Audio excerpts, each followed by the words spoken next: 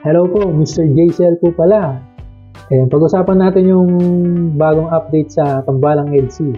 Makikita natin to na nakatanggap na naman ng mga blessing itong si Biancy.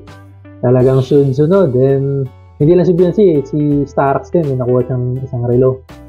Yun nga, maraming sponsor ang nagpaabot ng cash na pambaon ni Biancy sa pagpunta nila Kalinga Prab at kasamang Tambalang EDC sa Palawan.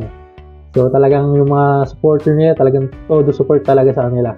Tanggap pang package si Biancy na dala-dala naman nila Kalinga Prab papunta dito sa kanilang bahay.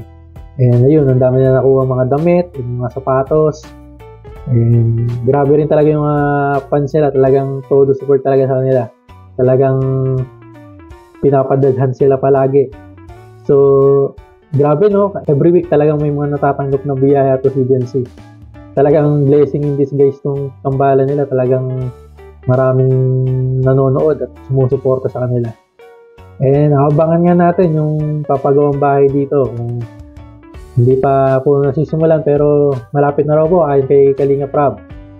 So, abang-abang yan sa mga manonood ng Tambalang EDC. So, kung di ka pa po nakapag-subscribe sa aking channel, mag-subscribe ka na para updated ka sa mga susunod ko pang i-upload. And Mr. JCL po pala ulit. Thank you!